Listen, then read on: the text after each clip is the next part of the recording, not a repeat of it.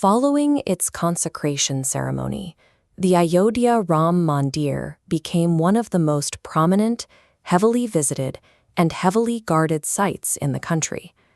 With that immense public attention came an extraordinary influx of wealth. Millions of devotees offered donations, creating an immediate logistical challenge, securing and processing a continuous, massive river of cash. To manage this, the Temple Trust and the State Bank of India established strict operating protocols. They constructed a dedicated counting room, mandated 24-hour CCTV surveillance, and required constant oversight from bank officials. Yet, despite creating what appeared to be a financial fortress, an estimated 2 to 3 crore rupees simply vanished into thin air. The counting room staff systematically exploited the facility's most basic security protocols, demonstrating how easily high-profile targets collapse when foundational internal checks are ignored. The theft began as a quiet experiment. A few members of the counting staff started slipping small amounts of cash out of the room by hiding the money in their clothes and shoes. In these early, hesitant tests, the thieves specifically targeted 500 rupee notes, keeping their initial footprint small. This diagram shows the secure counting room's layout, with entry and exit choke points highlighted in red. Staff walked through these doors without routine pat-downs. This absence of friction was a training ground.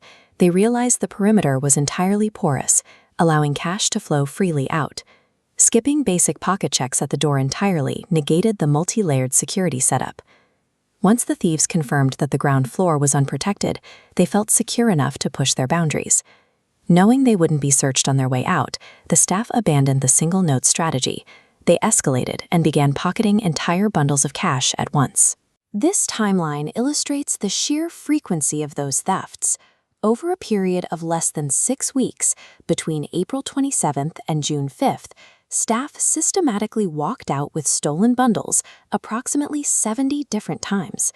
You might wonder how 70 separate thefts bypassed constant camera surveillance. The reality is, they didn't. The cameras functioned perfectly, capturing clear footage of the crimes every single time. The breakdown happened entirely at the human level.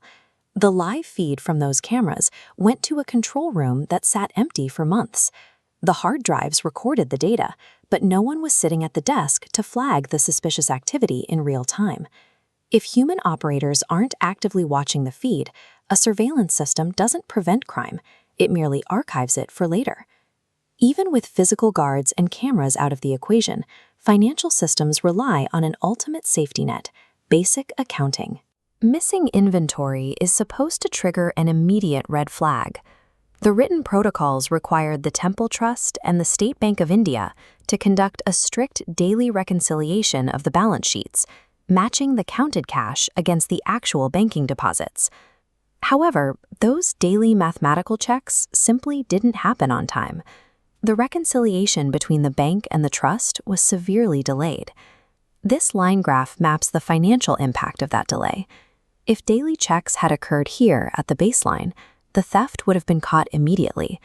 Instead, the delay allowed the deficit to compound unimpeded, reaching a massive peak of up to 3 crore rupees before anyone finally ran the numbers. Administrative complacency allowed a series of minor daily operational thefts to snowball into a multi-crore embezzlement. A system fails utterly when the basic step of verification is deferred. Authorities operated under an illusion of security. They believed the vast wealth pouring in was safe simply because they had written down strict rules and installed advanced cameras. The reality was a simultaneous collapse across all levels of enforcement. The physical barriers were ignored, the technological alerts were unmonitored, and the procedural audits were delayed. Standard operating procedures are entirely meaningless if human beings don't actually enforce them. A camera network is blind without an active observer.